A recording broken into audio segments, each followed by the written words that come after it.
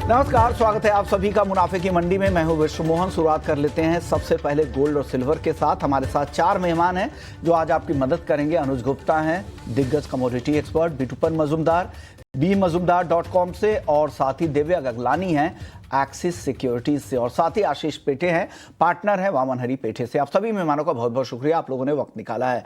शुरुआत बिटूपन जी आपसे करेंगे। सोना चांदी दोनों लगातार नया रिकॉर्ड बनाते जा रहे हैं। आज 1,32,000 के लेवल को भी चांदी घरेलू बाजार में पार कर गई। 1,10,500 के ऊपर सोना भी है। क्यों ये तेजी आई है और कितनी तेजी यहां से और आपको दिख रही है?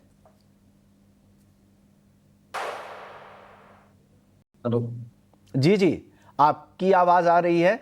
गोल्ड और सिल्वर पे मेरा सवाल था।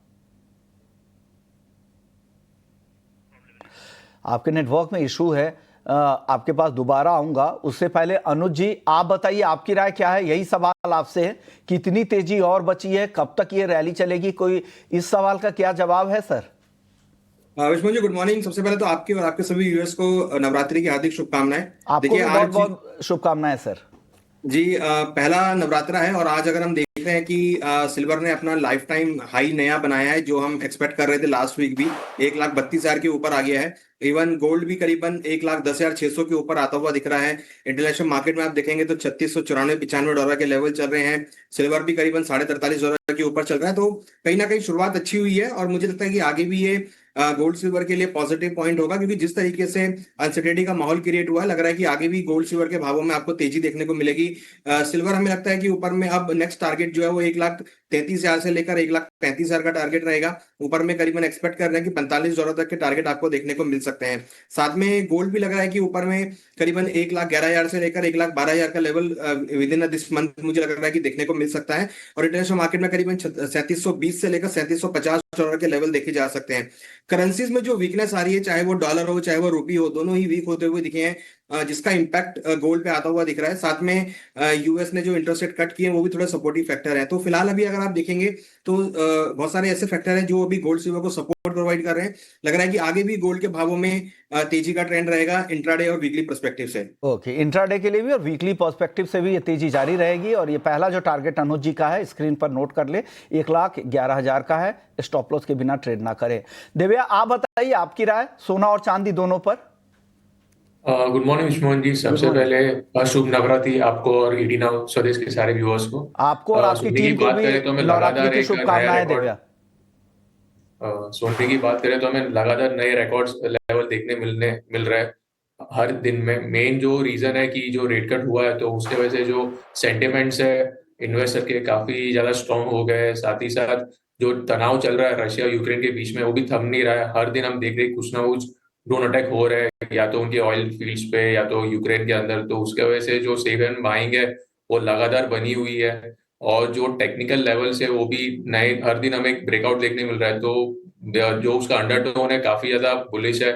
कोई भी अगर करेक्शन आएगा इंट्राडे के हिसाब से, तो वहां पे बाय ऑन डिप्स ही करे। अगर मैं लॉन्ग टर्म की बात करूं तो 5 से 6 महीने में हमने 1,15,000 से 1,16,000 के लेवल देखने मिल सकते हैं। इंट्राडे की बात करें तो अगर 1,10,200 के करीब आता है तो वहां पे बाय करके चले। स्टॉप लॉस हम 1,10,000 का रखे और टारगेट ऊपर में 1,10,450 का मेंटेन करें।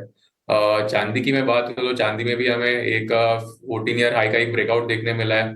$43.5 के ऊपर अभी कॉमेक्स में जो सिल्वर जो है उसने ब्रेकआउट दिया, तो एक पॉजिटिव साइन है चांदी के लिए। साथ ही साथ जो उसके इंडस्ट्रियल डिमांड है वो भी लगातार काफी स्ट्रांग है, बीट इन ईवी सोलर। और साथ ही डेफिसिट का भी कंसर्न है, तो उसके से जो लोअर लेवल पे जो बाइंग है काफी ज्यादा स्ट्रांग है। साथ ही साथ मैं अगर बात करूँ तो ये वीक एक डेटा हैवी वीक है। कल फेड चेयरमैन के कमेंट्स है, तो वो भी उसके ऊपर भी सबकी नजर रहेगी। साथ ही साथ इन्फ्लेशन के भी नंबर्स है और जीडीपी के भी नंबर्स आने वाले यूएसए से। तो काफी वॉलेटाइल रह सकता है। तो मैं एक एडवाइस करूंगा कि इन्वेस्टर्स को कि जो अपनी पोजीशन है थोड़ी सी हल्की रखे और स्ट्रिक्ट स्टॉप लॉस के साथ ट्रेड करे, क्योंकि मोमेंटम है काफी ज्यादा अभी है, स्पेशली प्रेशियस मेटल के अंदर।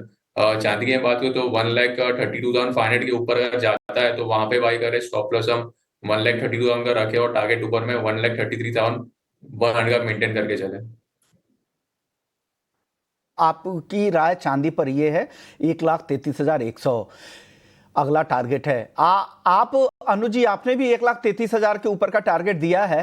अनुज जी, आपसे मेरा सवाल होगा, ये टारगेट क्या आज ही अचीव हो जाएगा या इस हफ्ते के लिए टारगेट है ये? देखिए, मुझे लगता है कि आने वाले 1-2 दिन के अंदर ही अचीव हो सकता है, और हो सकता है कि आज भी अचीव हो जाए, बट हमारा वीकली टारगेट जो है वो करीबन 1,35,000 तक का है। 1,35,000 वीकली टारगेट है, 1-2 दिन के लिए 1,33,000। दोनों एक्सपर्ट्स हमारे यही टारगेट दे रहे हैं। हमारे साथ वामन हरी पेठे के पार्टनर आशीष पेठे जी भी है। आशीष जी, आगे मैं आपकी डिमांड और ये सब के बारे में बात करूं, उससे पहले एक सवाल आपसे ये भी होगा, प्राइस को लेकर आप कैसे सेंस कर रहे हैं? क्या लग रहा है, प्राइस यहां से अब स्थिरता कुछ दिखेगी या तेजी चलती रहेगी? आप कैसे इस मार्केट को रीड कर रहे हैं फिलहाल? लोगों को लग रहा था कि $3,500 सोना ब्रेक कर पाएगा कि नहीं, लेकिन जो भी फैक्टर्स आए, यूएस इकोनॉमी हो या सेंट्रल बैंक्स का बाइंग हो, चाइनीज गोल्ड बाइंग हो या जियोपॉलिटिकल हो, सब फैक्टर्स पॉजिटिव होने से जो जिस रीत से सोना भागा है, कि जो 3680 का मैंने कुछ दिनों पहले कहा था कि स्ट्रॉन्ग रेजिस्टेंस है, उसको भी पार करके एक बार तो 3700 हो गया था। तो मुझे लगता है कि इसी रेंज में थोड़ा टाइम कंसोलिडेट करेगा, लेकिन इसकी जो चाल है, जिस रीच से उन्होंने इजीली 3700 पार कर लिया, तो मुझे लगता है नेक्स्ट स्टॉप एक बार 4000 का आ सकता है, $4,000 पर आउंस। वो 1 महीने में आएगा कि 2 महीने में आएगा बोल नहीं सकते, लेकिन अगले 2-4 महीने तक तो ये ट्रेंड मुझे पॉजिटिव लग रहा है। उसका स्पीड मालूम नहीं, लेकिन डाउनवर्ड ट्रेंड तो मुझे डेफिनेटली नहीं लग रहा है। वो ट्रेंड आपको नहीं लग रहा है? तो जो ये भाव है, मौजूदा भाव है आशीष जी, इसको ग्राहकों ने डाइजेस्ट किया है या अभी भी ग्राहकी दूर हो रही है? ग्राउंड की रिपोर्ट क्या है? ज्वेलरी स्टोर से क्या रिपोर्ट निकल कर आ रही है सर? नमस्ते विश्वनाथ जी। जैसे कि आप जानते हैं, 4-6 महीने पहले जब 90-95,000 से सोना उछल कर 1 लाख रुपया हो गया था, तब से 2-3 महीना कस्टमर एकदम से रुक गया था, क्योंकि रिटेल लेवल पर 1 लाख रुपए का भाव कस्टमर को हजम नहीं हुआ था।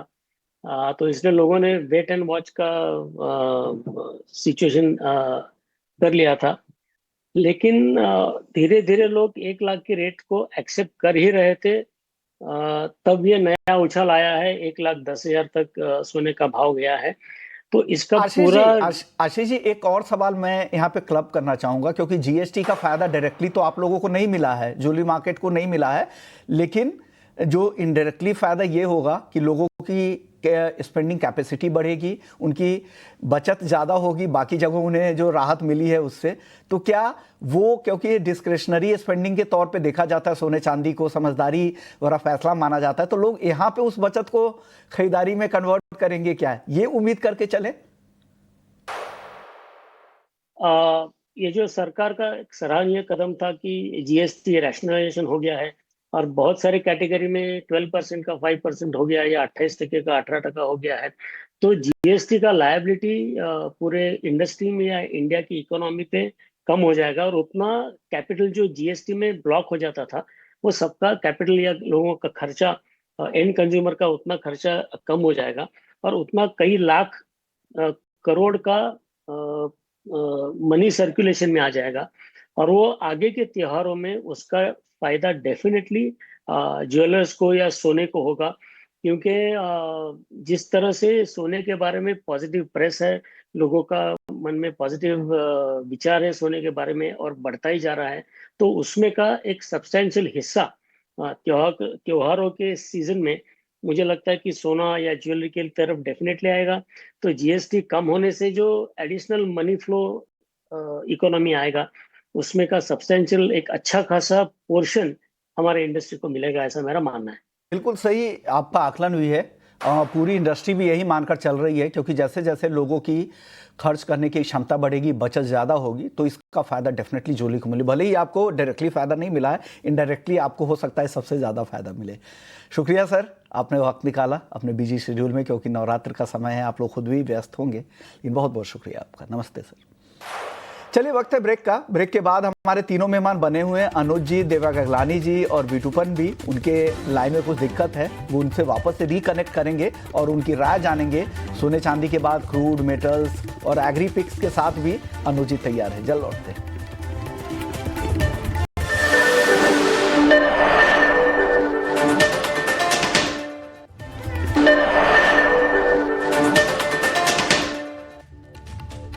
चलिए ब्रेक के बाद आपका स्वागत है और आप देख रहे हैं मुनाफे की मंडी। और अब बात कर लेते हैं क्रूड की। क्रूड को लेकर काफी डेवलपमेंट हो रहे हैं। यूरोपियन यूनियन के जो प्रतिबंध लगाए गए हैं रूस से, इससे लग रहा है कि तनाव आगे और बढ़ सकते हैं। साथ ही पश्चिमी यूक्रेन में पोलैंड बॉर्डर के पास जो एयर स्ट्राइक रूस की तरफ से की गई, इससे भी चिंता बढ़ी है। लेकिन कच्चा तेल ओवर सप्लाइड मार्केट कहा जा रहा है, आगे क्या हो सकता है ये जान लेते हैं। अनुज जी बताइए, क्रूड में क्या लग रहा है, क्रूड में क्या करना चाहिए सर?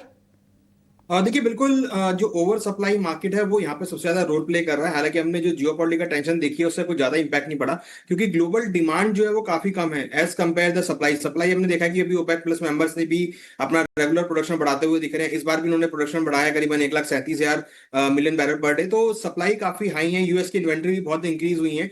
तो हमें लगता नहीं है कि कोई यहाँ पे ज्यादा सपोर्ट दिखाई देगा। हमें लगता है कि ये जो क्रूड की मार्केट है ये सेल ऑन राइज का मार्केट है। $64-65 काफी स्ट्रॉन्ग रेजिस्टेंस के तौर पे बन गया टेक्निकल चार्ट्स पे अगर हम देखें तो मुझे लगता है कि यहाँ पे जो ट्रेडिंग स्ट्रेटेजी होनी चाहिए वो सेल ऑन राइज की होनी चाहिए। क्रूड में करीबन 5600 के आसपास बिकवाली करे, 5670 का स्टॉप लॉस लगाएं। टारगेट लग रहा है कि 5500 तक देखा जा सकता है।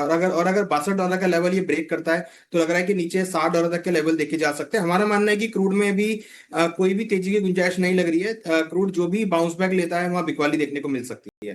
तो बाउंस बैक में सेल पोजीशन बनाए, 5500 का टारगेट है, 5670 का स्टॉप लॉस है फ्यूचर्स मार्केट के लिए। ये कॉल अनुज जी की तरफ से आ रही है। साथ ही ट्रंप ने जिस तरह से फिर से अपील की है दाम घटाने को लेकर, वो कोशिश कर रहे हैं कि उनके लिए ज़्यादा महत्वपूर्ण है दाम को नीचे लाना। ये हाल के बयान थे उनके।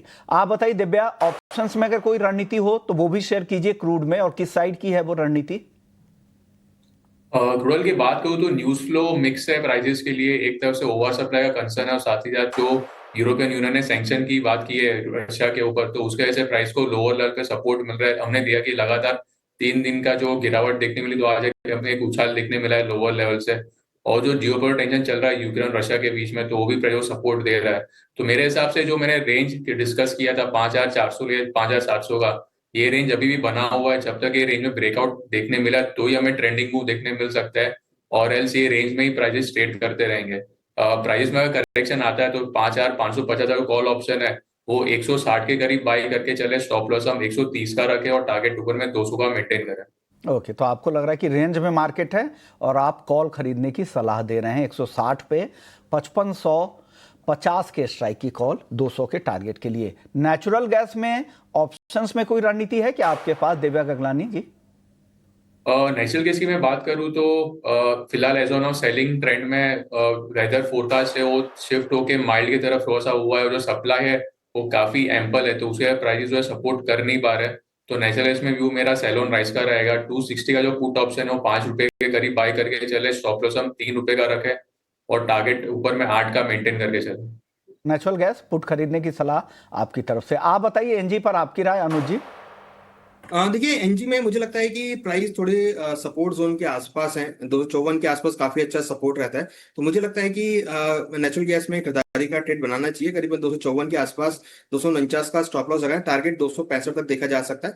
और अगर हम ऑप्शंस की बात करें तो 265 का जो कॉल ऑप्शन है करीबन ₹1.50 के आसपास चल रहा है। मुझे लगता है कि यहाँ पे खरीदारी का ट्रेड बना सकते हैं। 50 पैसे का स्टॉप लॉस लगाए, टारगेट ₹4 तक देखा जा सकता है। तो मुझे लगता है कि एक बाउंस बैक नेचुरल गैस में आ सकता है। प्राइस सपोर्ट जोन के आसपास है और आगे विंटर सीजन की डिमांड भी रहेगी, और प्राइस काफी लोअर लेवल पर भी है जहां से मुझे ज्यादा गिरावट एक्सपेक्ट नहीं है। मुझे लगता है कि एक बाउंस बैक, एक रिकवरी नेचुरल गैस में देखी जा सकती है। नेचुरल गैस में आपको रिकवरी लग रहा है, हालांकि दोनों कॉल आप लोगों के कॉन्ट्रा कॉल निकल कर आ रहे हैं, क्रूड में और एनजी में। चलिए वक्त है ब्रेक का। ब्रेक के बाद लौटेंगे तो मेटल्स की चाल देखेंगे। आज सारे मेटल्स तेज नजर आ रहे हैं। इस तेजी में आपके लिए मौके कहाँ हैं, क्या खरीदना है, ये बताएंगे हमारे दोनों एक्सपर्ट। ब्रेक के बाद जल्द लौटते हैं।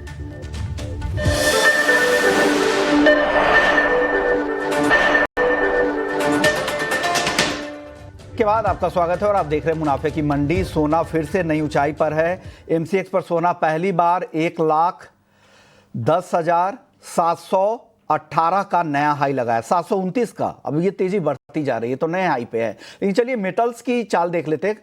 अनुज जी, वक्त कम है, मेटल्स में आपकी टॉपिक क्या होगी, 20 सेकंड में बताइएगा सर। देखिए, टॉपिक में कॉपर और जिंक दोनों ही बाई साइड के कॉल रहेंगे। कॉपर में करीबन 904 के आसपास खरीदारी करें, 898 का स्टॉप लॉस लगाएं, टारगेट 912 का रहेगा। जिंक में करीबन 275 के आसपास खरीदारी करें, 272 का स्टॉप लॉस लगाएं, टारगेट 279 तक देखा जा सकता है। तो सभी इंडस्ट्रियल मेटल हो या प्रीशियस मेटल हो, सभी में तेजी देखने को मिल सकती है। कॉपर जिंक खरीदारी की राय आपकी तरफ से, छोटा जवाब क्या होगा मेटल्स पर, दिव्या? मेरा भी टॉपिक कॉपर और जिंक में रहेगा। कॉपर बाय कर सकते हैं 906 के करीब, स्टॉप लॉस हम 903 का रखे और टारगेट ऊपर में 910 का मेंटेन करें। जिंक में भी अच्छा ब्रेकआउट देखने में भी बाय करें 277 के करीब, स्टॉप लॉस हम 275.50 का रखें और टारगेट ऊपर में 279 का मेंटेन करें। अनुज जी, आखिरी सवाल 10 सेकंड में, एग्री में आपकी टॉपिक क्या है? देखिए, एग्री में मसालों में रहेगी, जिसमें जीरा में हमें लगता है खरीदारी का ट्रेड बना सकते हैं। करीबन 19,500 में खरीदारी करें, स्टॉप लॉस 19,250 का लगाएं, टारगेट 19,900 तक आ सकता है। वहीं धनिया के अंदर भी बायो डिप्स की स्ट्रेटेजी यूज कर सकते हैं। करीबन 8,250 में स्टॉप लॉस 8,000 का लगाएं, टारगेट 8,700। और लास्ट कॉल जो है वो ग्वार सीड में रहेगी, यहाँ पर भी बायो डिप्स की स्ट्रेटेजी यूज कर सकते हैं। करीबन 5,030 में स्टॉप लॉस 4,980 का लगाएं, टारगेट 5,130 तक देखने को मिल सकता है। शुक्रिया आप दोनों मेहमानों का, आपने वक्त निकाला, हमारे दर्शकों को मदद की कि उन्हें कैसे ट्रेड लेना है। कमोडिटी मार्केट में फिलहाल इतना ही। मुनाफे की मंडी को यहीं समेटेंगे। ब्रेक के बाद जब लौटेंगे तो आपके लिए FNO जंक्शन लेकर आएंगे। जल्द लौटते हैं।